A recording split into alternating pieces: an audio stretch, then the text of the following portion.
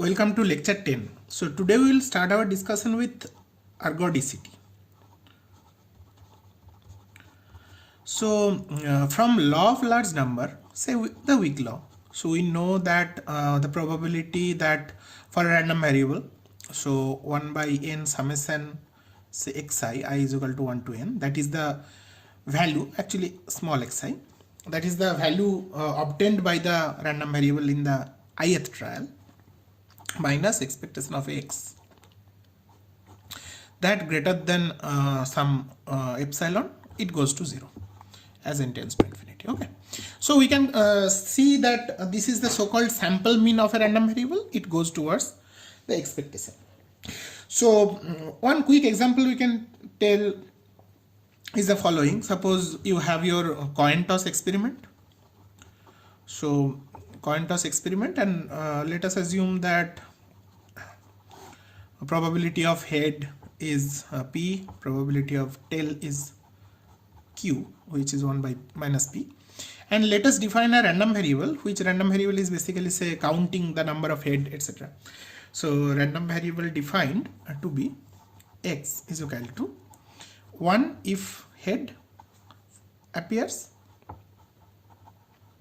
and 0 if tail appears.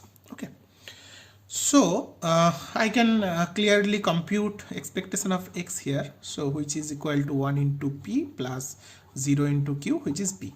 Okay, now when you perform the experiment, so like you can clearly see that essentially what you are performing is not a random variable, rather a discrete random process, because your time is moving. You are not getting the same random variable at that same point of time. So if you think that you are like performing some coin toss, it is a function of time. So when you are tossing the first coin, like the same coin, so when you are tossing it here, it is say time t is equal to 0. The next toss is happening say at t is equal to 1 minute, next toss is say t is equal to 3 minutes, etc. So it is a function of time. So what you are observing, a sequence, say you are observing head, tail, etc. Say head. So some sequence. This is essentially not result of the same random variable. Rather, you are observing a discrete time random process and you are observing one sample function. However, what we do, we apply the weak law of large number over this, and we say that suppose your random variable is defined here, which is 1 and takes 1 and 0. So we can say that the random process, which is say xt, that is taking value, or xk, like the discrete. So it is taking value say 1, 0, 1, 0, 1, 1, 1, etc. So you can compute the sample mean. Sample mean will be for n such tosses. It will be summation xi.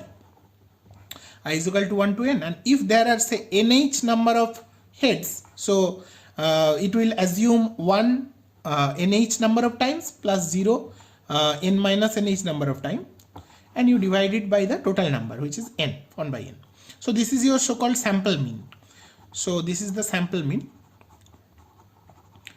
and this value is nh by n, and weak law of large number says that expectation of x will be equal to this sample mean.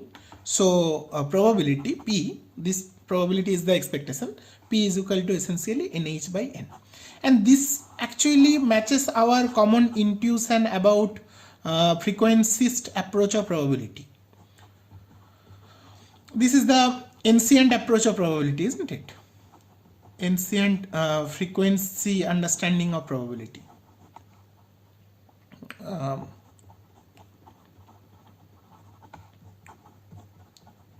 How do we know that a coin is unbiased, a coin is having p is equal to half? When you are tossing say 1000 times, you are getting some 500 heads, then you say that this is unbiased. So that is how we start learning about probability in our class 9 or something.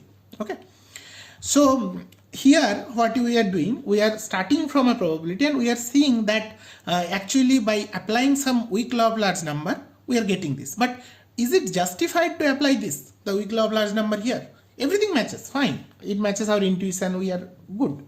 But is it justifiable? Because essentially what you are observing is not from the same random variable. It is different random variable at every point of time. Yeah, they are IID, fine, but they are not the same random variable. Same random variable, it will happen if you are performing the experiment at that same instance of time. Suppose you have some like 1,000 multiplicity of the same coin, so all the coins are same, and then you are tossing them together. That could have been every coin is exact replica of the other coin, and they all follow the same kind of bias. So when you are performing them at the same time, that you can feel like the expectation, which is like the ensemble average. But what we are performing, we are doing a temporal averaging over time. So this idea, this from weak law of large number, the application of it, it basically drives us towards the concept of ergodicity. So it when people thought about this ergodicity, it came from the practical point of view, because when you are expecting to observe some random process, so we say that a random process between say two time points, it is basically ensemble of different like signals, different sample functions. These are called the sample functions. Now you want to observe those sample functions, but when you complete observing one sample function, you are not going to go back to that time anymore. Or imagine this time interval to be minus infinity to infinity, the entire real line. So in the entire time, you can observe only one sample function, and that's it. So how do you know about the probability? How do you know? Just like in the earlier coin toss experiment, at a particular point of time, you can toss the coin only once with one coin. You are not going to get the ensemble here. That is not possible. What you can do, you are performing the coin toss over time. So here, the entire time, that time interval A to B, that is entirely for one sample function. You are not going to get back that time again. That time is over. Time is cannot be cannot go backwards. So the understanding is that in the entirety of time, in the entire real line, you can observe only one sample function of a particular random process. So what we are expecting, that from the understanding of weak law of large number, we probably will get everything of randomness of the corresponding random process, or randomness of a corresponding random variable, which is basically like the value of the random process at a particular instance of time. So whatever randomness a random variable encounters, or whatever randomness the entire random process encounters, that should be within the trajectory of single sample function. The entirety of random process, the entire ensemble should be available in one sample function. This is the core of ergodicity, and ergodicity is not some hypothesis. There is some rigorous proof from the concepts of weak law of large number. You can derive it, but it requires some dynamical system, some control theory background to get it derived, because the random process is assumed to be output of some control system, some dynamical system. So by the trajectory and by the sample space of the dynamical system, the ergodic theory is developed, but that is beyond the scope of this particular subject. However, I did not want to skip the entire thing, so I tried to give the concept that because this is important. The ergodicity hypothesis is or ergodic theorem is very much important. So what we mean by ergodic thing, we say that whatever ensemble averages you obtain, for example the mean function, which is essentially the expectation of xt. So this you are performing. Expectation is also integral, but that integral is performed over the probability space, over the ensemble. But what we are doing, we are saying that this same expectation, same averaging can be obtained from the time itself. So if I perform this temporal averaging, say 1/2t integral minus t to t, xt dt. Xt is say one sample function, this is say one sample function. Whenever I am saying writing something small, that implies that that is like the value or the sampled value. So x with the argument t, it is one sample function. And if you perform this averaging with the limit t tends to infinity, you expect that this should be equal to the ensemble average, the mean function. So this mean function is the ensemble average. So when like ensemble average becomes equal to temporal average, we say that this process is ergodic. So for the Weyl-Senz stationary process, ergodicity principle basically requires two conditions to be satisfied. One is the mean function should have been computed using this temporal averaging of one sample function.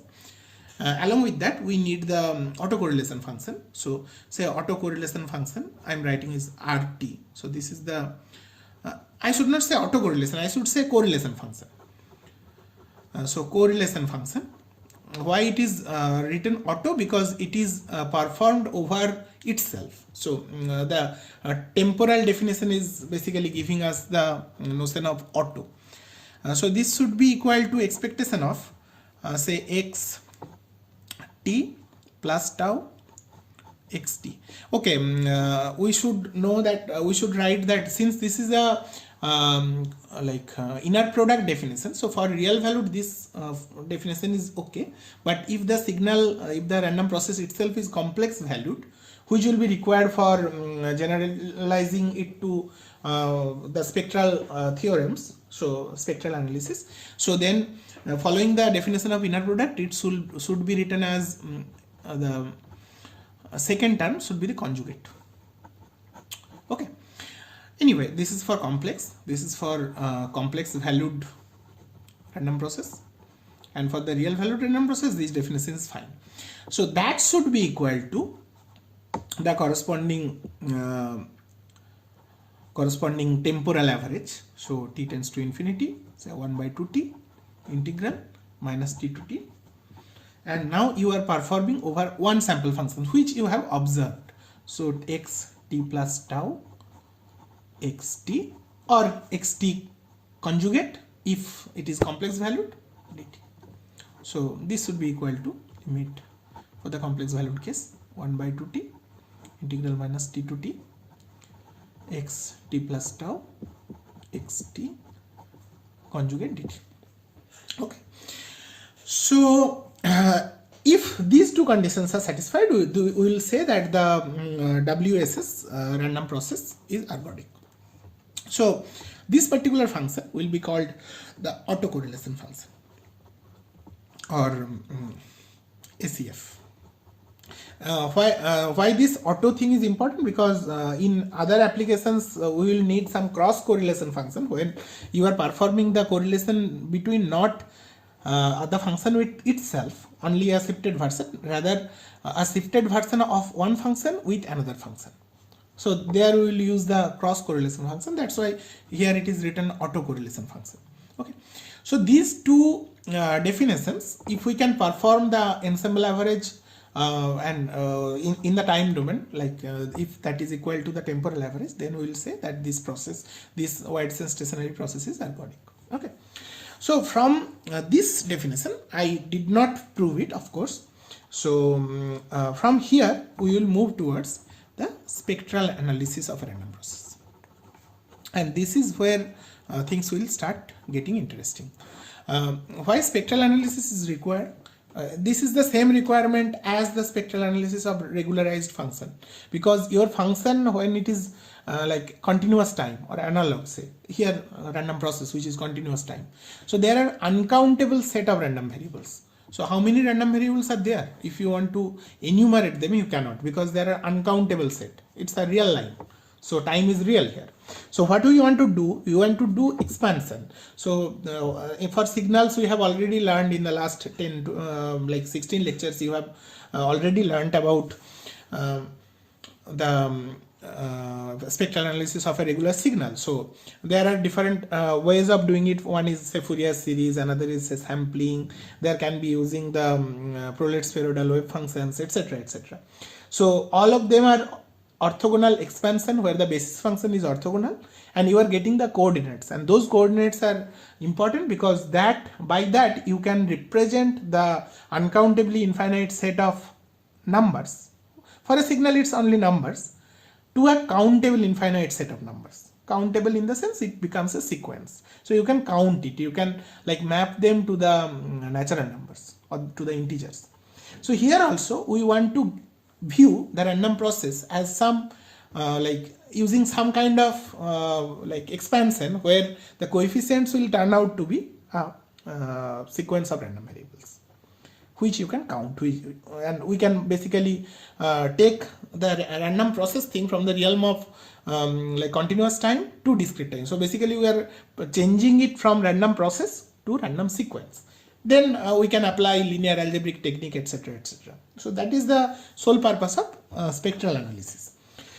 So before going there, let me tell you that random process, whenever we say random process or noise, this is another term which will use the electrical engineers will use. Probably you have already heard this in analog circuit course or analog communication course. So noise means something which is undesirable. So in electrical engineering, the noise comes from like mostly thermal noise, say. So thermal noise is basically from the Brownian motion of electrons within the metallic surface, within the metallic body, and due to its temperature the electrons move, and that creates the thermal noise. So the Brownian motion you have seen in the last class. So similar kind of movement happens for the electrons, and that creates the noise. So noise is a random process which is inevitable. So whenever a resistor is heated, any temperature say, that generates noise. Anything above like absolute zero will create noise. So this noise is mostly undesirable, so we always try to decrease it. We want to increase the SNR, which is the signal to noise ratio. So in analog communication probably you have heard this. So signal to noise ratio, we want to maximize SNR. So the signal strength should increase in such a way that the SNR becomes maximized. But the problem with say analog communication is that whenever the signal is passing through some channel, that channel can be modeled as some filter, right? A sequence of filter. So those filters always tend to attenuate the signal. So your SNR, the signal to noise ratio, always go down. So you try to boost it using some like amplifier, some booster, etc. By pumping extra power, you try to provide better noise behavior. In digital communication, the approach is a little different because we don't want the engineer's approach of pumping more power. Rather, we will develop a mathematical way of observing these things. So the best invention or best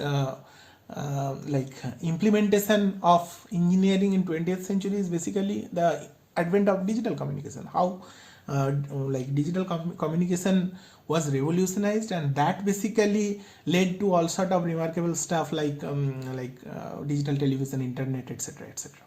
So these computer communication, those concepts came in with the advent of digital communication. So to have that digital communication, we want to understand that we cannot only rely on this kind of SNR maximization where you do not have that kind of mathematical control or information theoretic control over the process.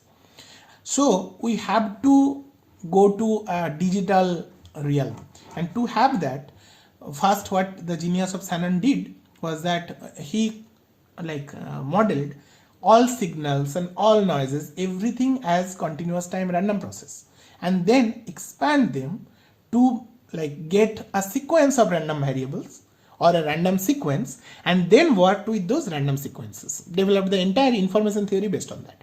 So to go there, we first have to do spectral analysis. So whenever we say noise, our understanding is that it is something, some voltage which is having some wiggle, some change in values, and which cannot be predicted, and you cannot know that how it is going to like change its behavior in the future, etc., etc. But not necessarily. Random process can be like one sample function can be very much predictable if you know a starting point. For example, I am giving one like special example of a random process which does not look like this.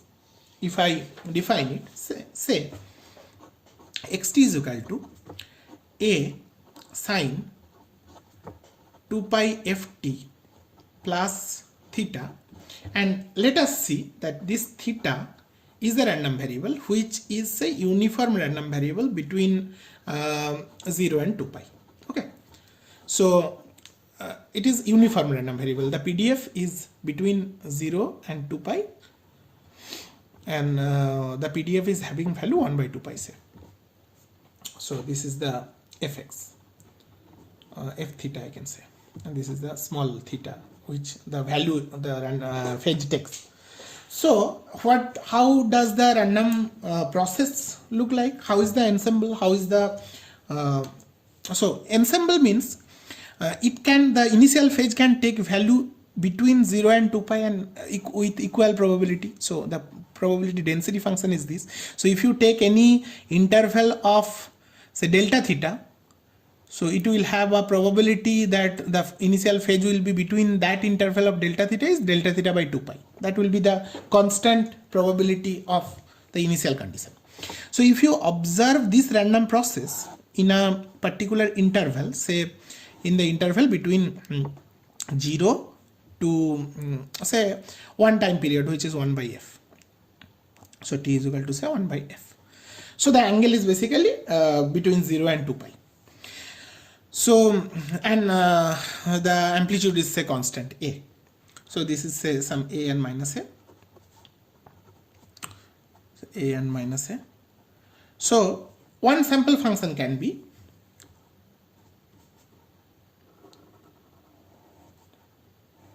this is say one sample function. Say this is a.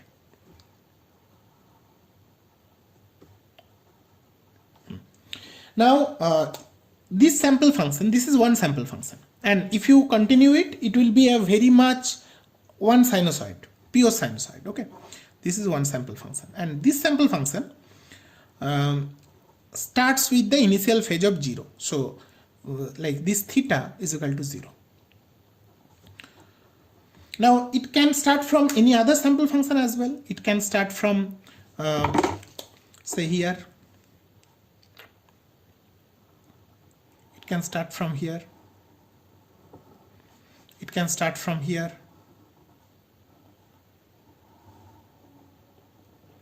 It can start from here, etc., etc. So all these are legitimate sample functions. So one particular function, it looks extremely predictable. It is just a sine wave, but this entire thing constitutes your ensemble. So all of them are legitimate sample functions. Okay, so the one sample function may not look like the noise. However, the ensemble looks like this. Okay, so this may be a little counterintuitive. So when we said something is ergodic, is this ergodic? We'll talk later. Okay, now if the random process is like this, say, which one sample function is very much predictable. So if I say that we want to perform some spectral analysis on this, and let us think of that we will do Fourier series. So this random process is periodic, isn't it? So how to understand that if a random process is periodic? If all the sample functions are periodic with the same time period, then we can say that the random process is periodic. So we can say in that sense that it will be periodic. Again, this periodicity etc. can be like defined in different ways. For example, we can say almost surely periodic or improbability periodic, etc., etc. But I am not going into all the details. For the time being, I am just saying that if almost all, so with except a set of 0 probability, if almost all, that is with probability 1, almost all sample functions functions are periodic with the same time period, say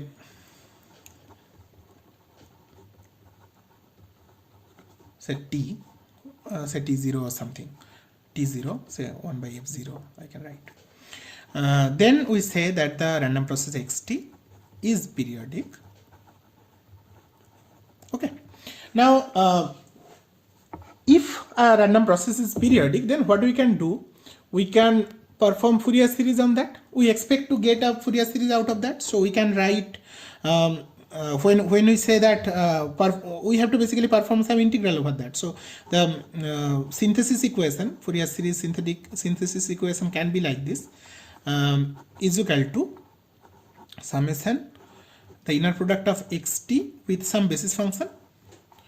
So that basis function can be, say, e to the power I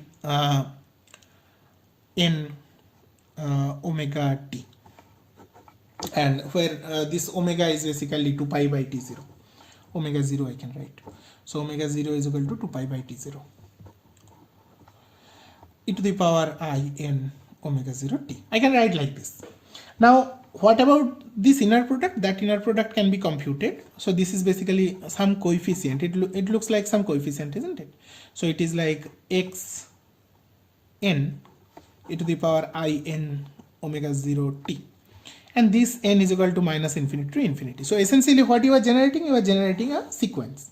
So from minus infinity to, say, 0 to infinity, you are generating some sequence. These are complex valued sequence. This is a complex sequence. So this is x0, x1, x2, x minus 1, etc., etc. Every number is a complex valued number. But are they number? Not really, because I should write capital. Yeah, I should write capital. So they are not number, they are random variable. So that will be obvious when I write the inner product formula. So if I write the inner product formula, say xn, which is basically the inner product between the random process xt and e to the power I n omega 0 t, which is essentially the basis function, orthonormal basis function, it will be, should be written as integral xt e to the power minus I n omega 0 t dt. This is integral over the time axis, isn't it?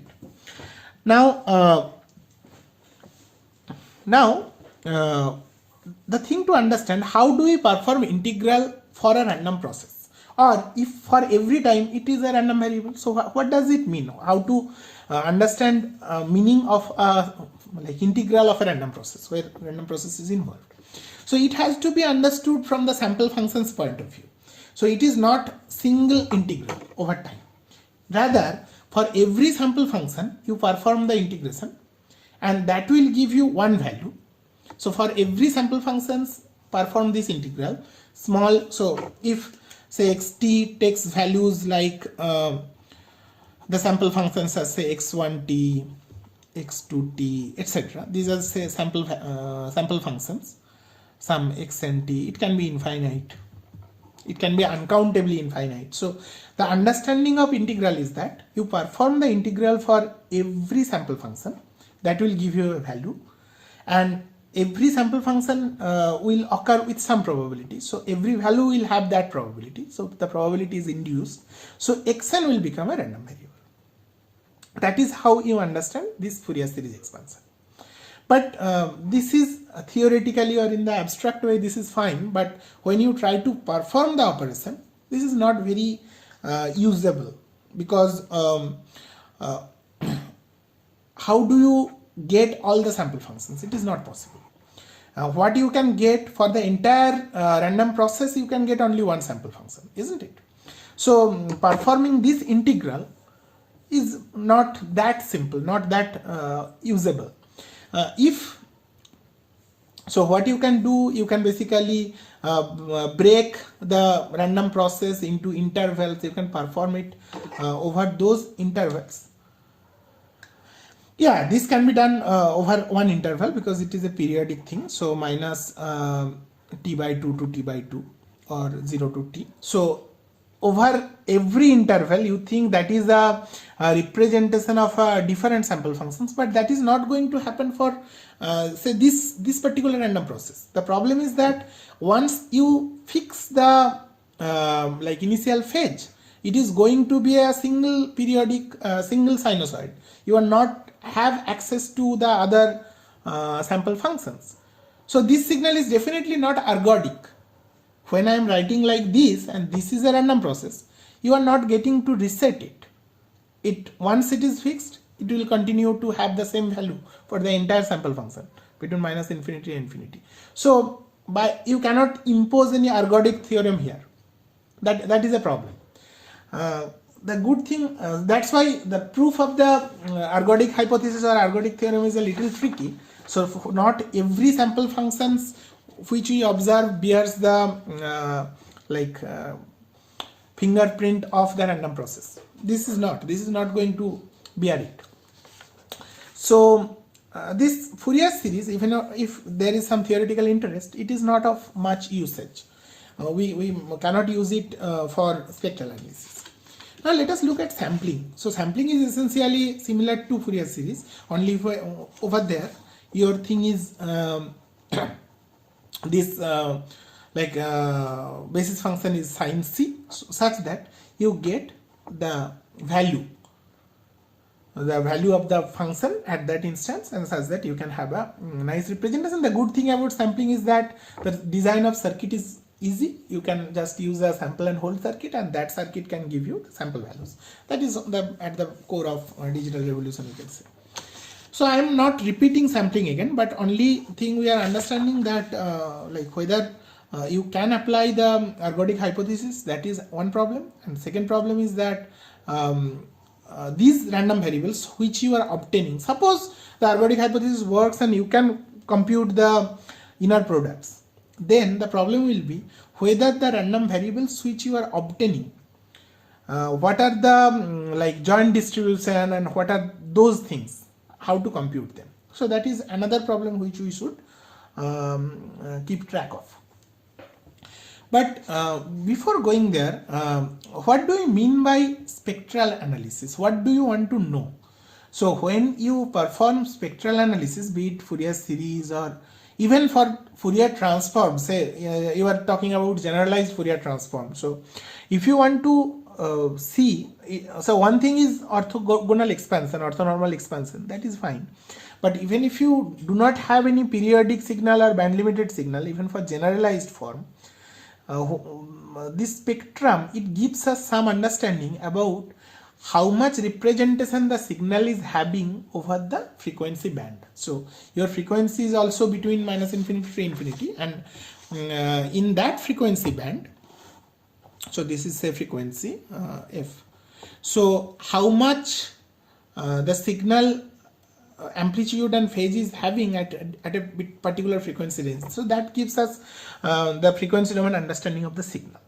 So for noise, one thing we understand is that our interest, this intuition again comes from analog communication. Our interest is that how much power of the noise signal has in different frequency bands. The phase is not that much of consequence, because noise is kind of undesirable signal and we want to minimize the power of the noise. So we are more interested about the energy or power of the random process in a different frequency bands.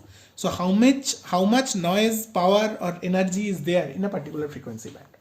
So that is a second kind of spectral analysis we can think of, which is basically finding out the energy behavior or power behavior over frequency.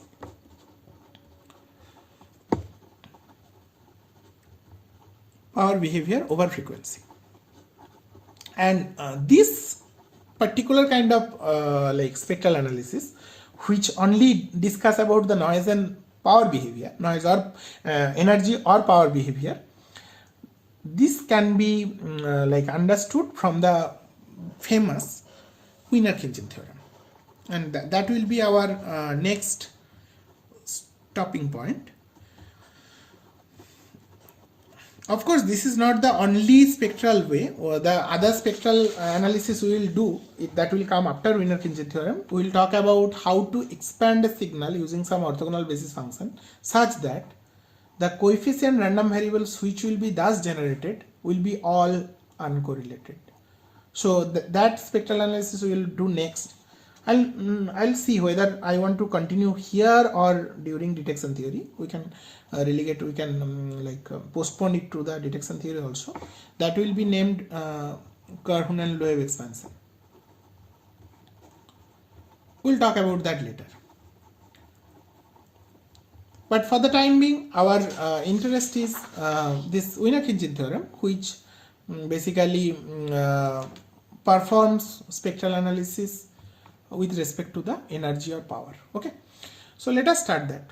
So what Wiener did, Wiener wrote a remarkable paper on generalized behavior of Fourier transform in the complex plane, and the Tauberian's theorems, which basically performs the Fourier analysis of shifted signals. So he wanted to see if shifted signals, basically he was working on ergodic principles, whether signal's complete information is there in its shifted form, whether it can generate a orthogonal basis system, or basically it can be spanned from one signal, it can be spanned the entire L2 space, something like that.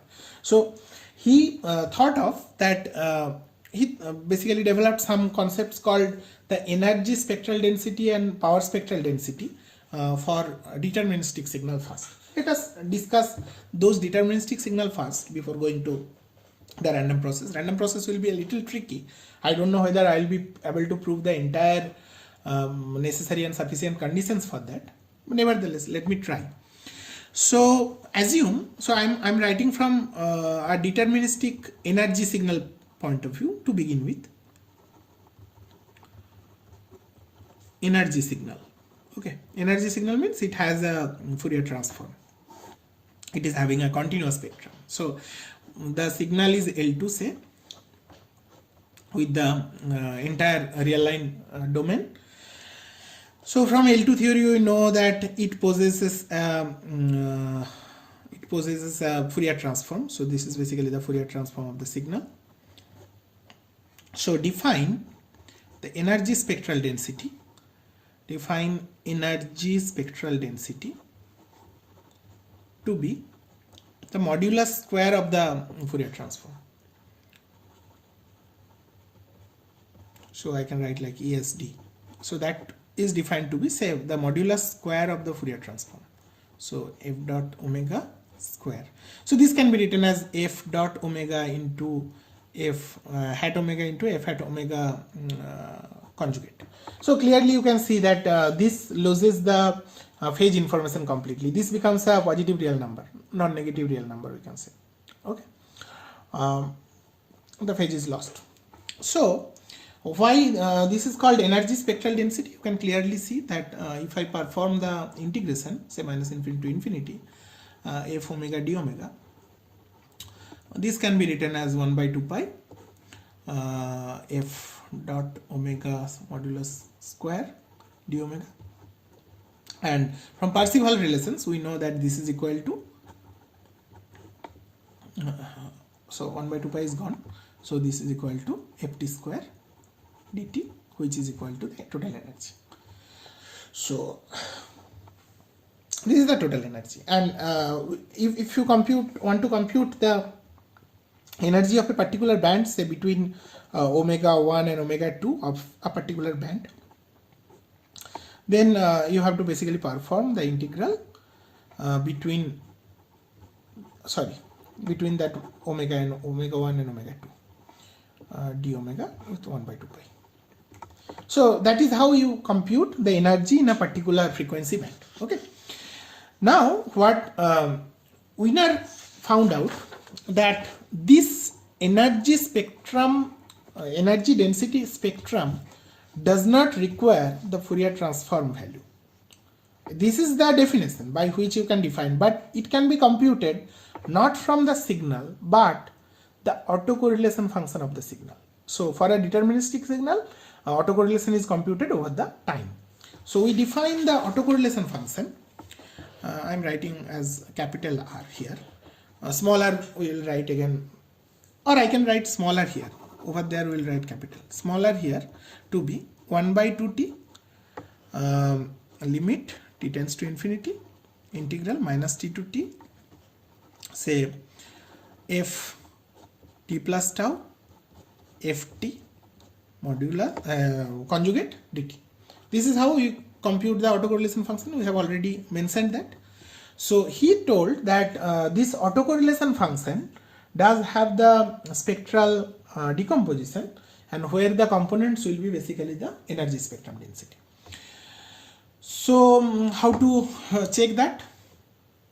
There are some results about the autocorrelation function we will say later, but first let me show that this autocorrelation function, this is r tau. Tau is the like the time difference between the 2 points. So Wiener-Khinchine theorem for the finite energy signal says,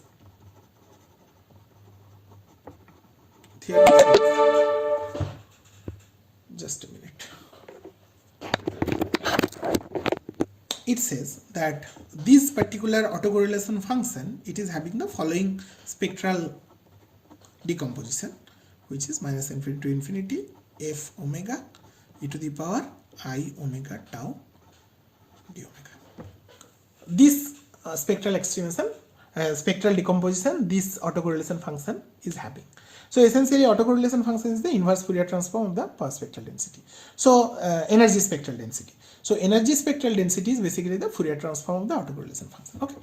So let us try this. So the direct integral, so this will be having integral minus infinity to infinity r tau e to the power minus I omega tau dt.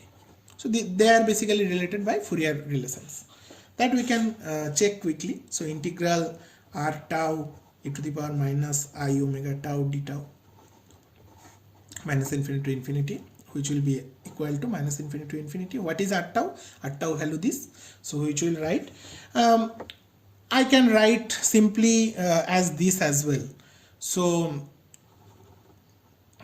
yeah, this is finite energy signal. So for finite energy signal, I don't need this 1 by 2t. Sorry. So I don't need this 1 by 2t. 1 by 2t is required for finite power signal. Here the integral is well defined. It is L2. So this we can write simply as minus infinity to infinity f t plus tau f t conjugate dt. This is fine. This is finite energy. Sorry.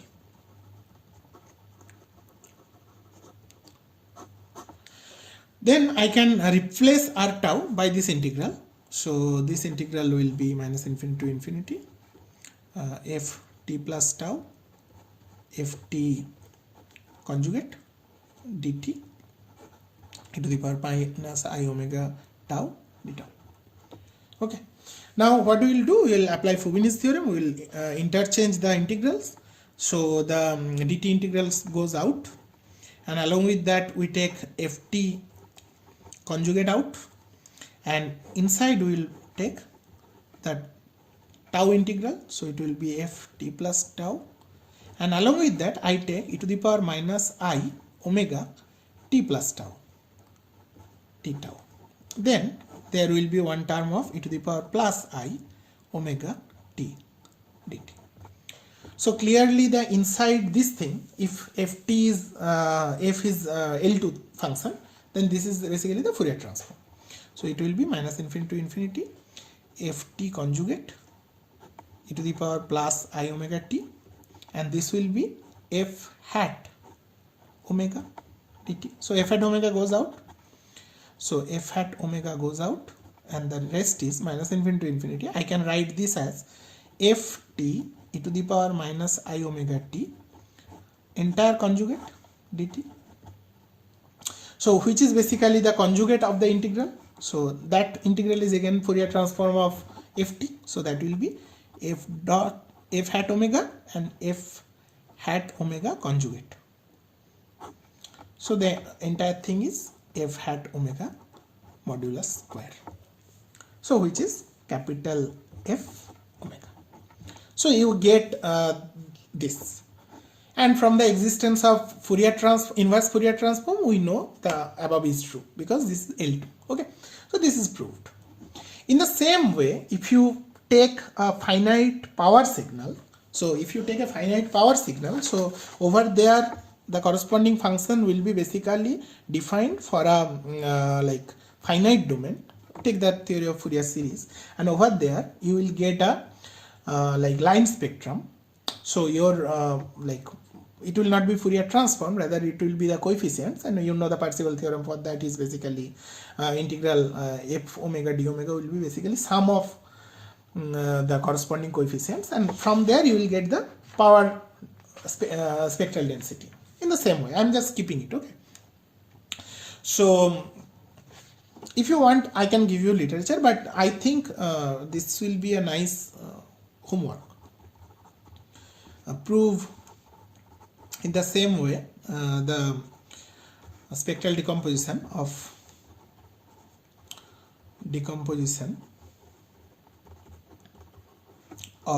autocorrelation function for finite power signal, finite power periodic signal.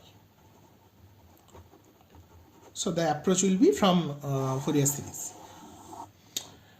What I want to do next is basically for the random process. But a random process requires like only one thing which will be requiring is the Bochner's theorem. But before that, let me state the random process, which is the generalized form for Wiener-Khinchine theorem. So Wiener-Khinchine theorem says for WS's random process. Okay.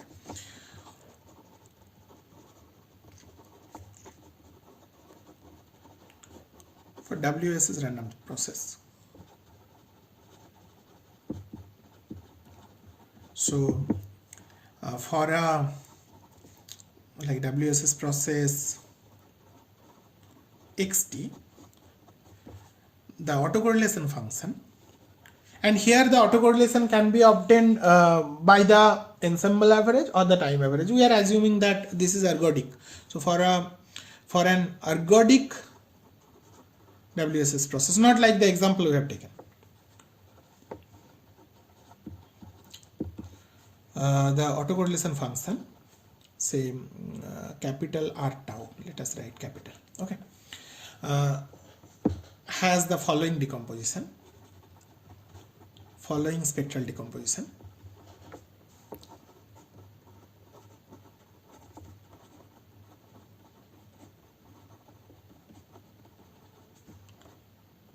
R tau is equal to 1 by 2 pi integral minus infinity to infinity e to the power plus I omega tau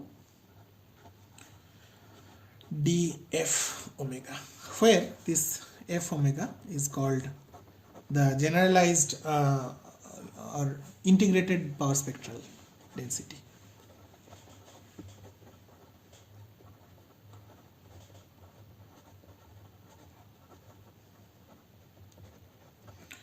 Okay, where the autocorrelation function is computed using the power formula, basically 1 by t formula, which I have already written over there. So these signals are essentially power signals, they are not energy signals, so they will not die down to zero after some finite amount of time, it will continue. So that's why it is called the integrated power spectral density. Okay, the proof, at least one side let me try. So the proof is that we will need the Bochner's theorem. So Bochner theorem says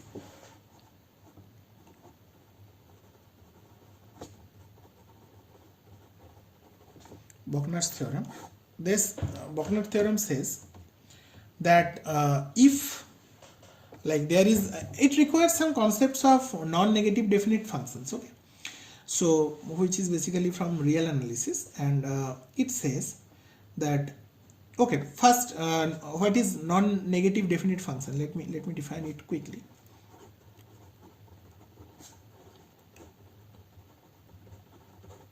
Function. So a complex valued function function say rt is non-negative definite. It is there in linear algebra also, the non-negative definite or positive definite, probably you have heard already. So non-negative definite if for any arbitrary complex valued function z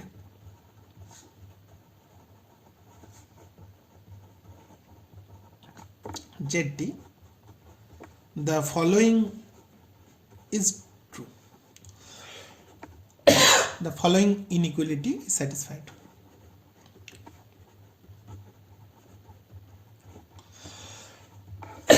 That is minus infinity to infinity, minus infinity to infinity, iterated integrals, zt, zu conjugate, rt minus u, dt du, it has to be greater than or equal to 0. So this zt can be any arbitrary complex valued function.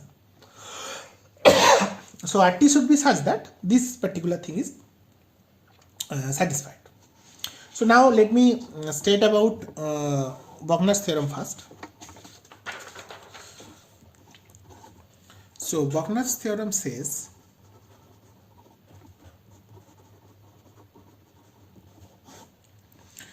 if a function, I should not say with if, a function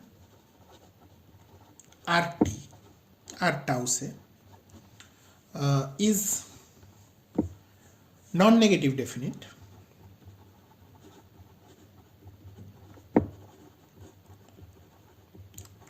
if and only if it has the following, unique spectral decomposition.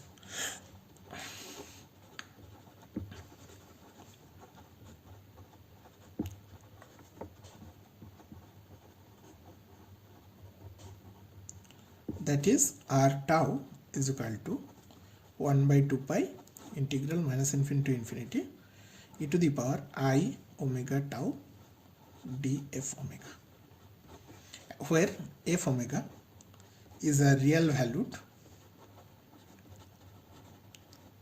non-decreasing function, bounded function say.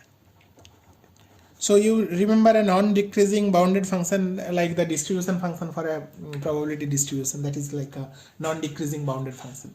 It may not be like bound, the asymptote may not be to 1, it can be to any value for this scenario. So let me try proving one side at least out of this if and only if. Both will be a little tricky, but at least one side, the if side at least, let us try. The other I will skip, okay. So assume that you have the following spectral decomposition. If the following spectral decomposition is true, 1 by 2 pi minus infinity to infinity to the power I omega tau df omega, then I will say that this r tau will be non-negative definite, okay. So let me try minus infinity to infinity, minus infinity to infinity. I should have this particular expression to be satisfied. So for some complex valued function zt, zdu conjugate r, let me take for t minus u dt du. Okay, so if I write the integral for r, we will have three integrals. So one is for dt, one is for du, one is for omega. So minus infinity to infinity zt, zu conjugate, then again another integral, that is e to the power I omega t minus u df omega dt du. Okay, now I will apply Fubini's theorem. So Fubini's theorem, I will take the this integral outside, so it will be minus infinity to infinity, and I'll put these two integrals inside and then I'll partition it. So minus infinity to infinity say zt, and with zt I will take e to the power I omega t dt. This is one partition. Another partition I will apply minus infinity to infinity. You see the trick, right? E to the power minus I omega u. So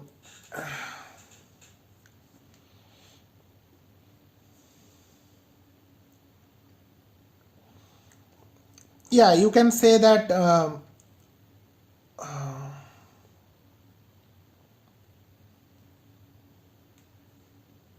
just a minute.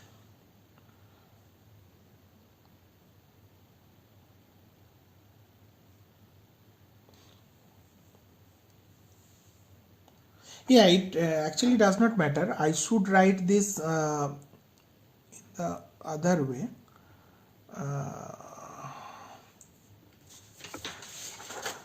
This plus and minus, it should not be a problem. I should write this to be the conjugate and the other one to be not the conjugate. So this to be the conjugate. Then our regular Fourier transform definition should be satisfied. Otherwise, I have to take the other definition. So this will be fine. Into du into df omega. So from here I can see clearly that this will become this is the z hat omega conjugate, and this will be z hat omega, and this is df omega.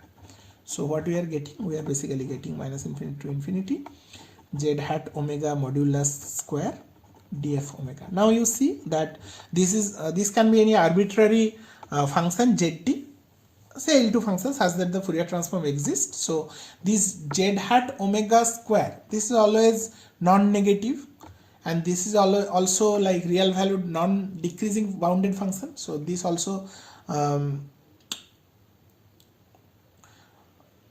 non-decreasing positive bounded function. I should have positive real valued, non-negative real valued. Yeah. So this entire thing is positive. This is also positive. So this will be greater than or equal to 0. So you can clearly see that from this spectral decomposition you are generating the non-negative definite characteristics.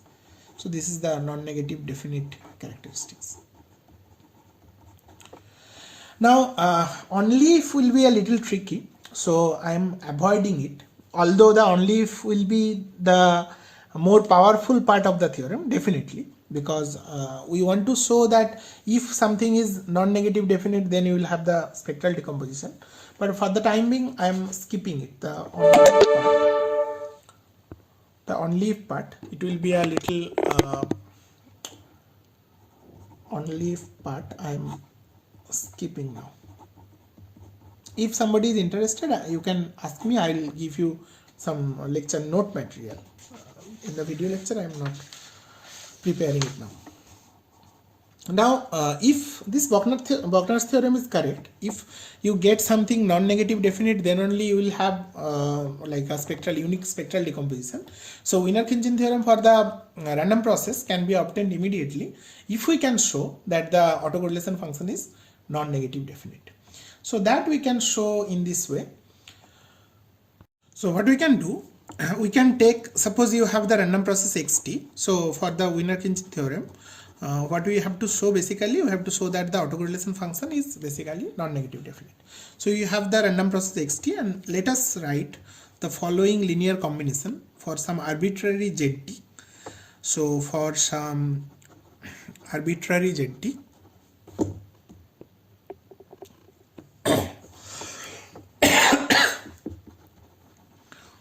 zt, let us take the linear combination minus infinity to infinity zt xt dt.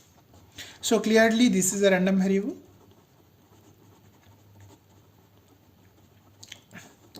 Then perform this operation. So y square. Clearly this y square, ey square has to be like greater than or equal to 0, definitely. So compute this ey square.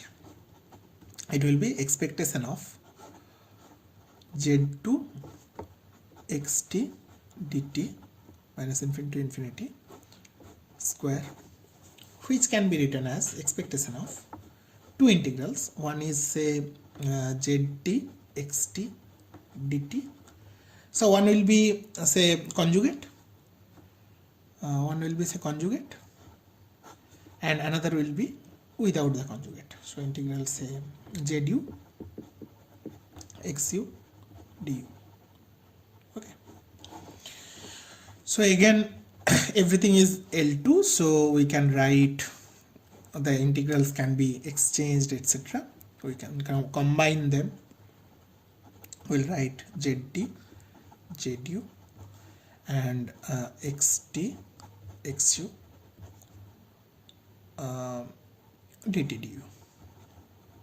Okay. Now expectation can go inside. This is also another integral, so it can go inside. So we'll get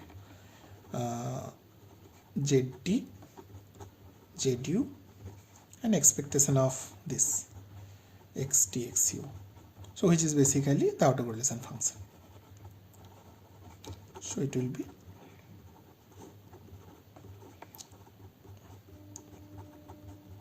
this is the autocorrelation function as a capital T minus u dt du, and this already has been proven to be greater than 0. So this autocorrelation function is non-negative definite, and from Pogner's theorem we get that it has the spectral decomposition.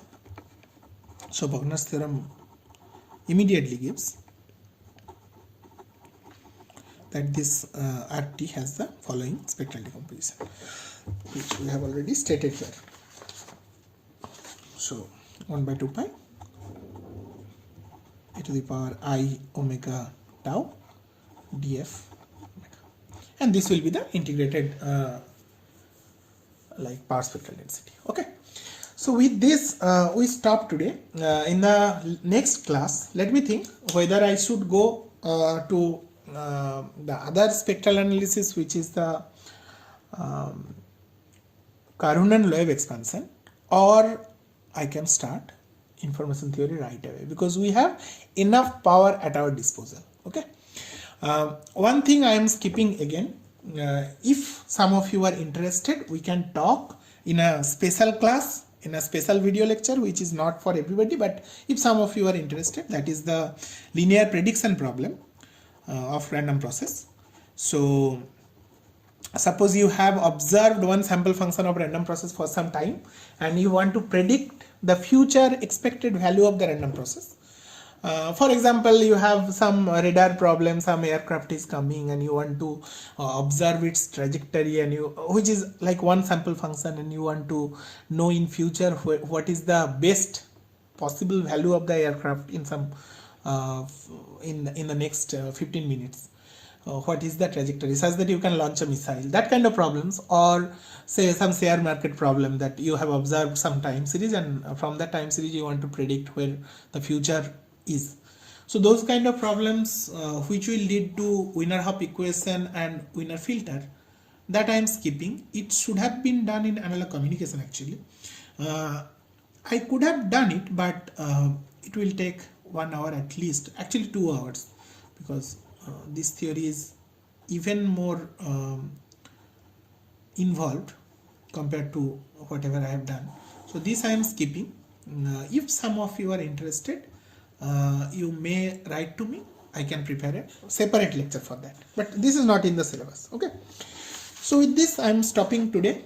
In the next class, let me see.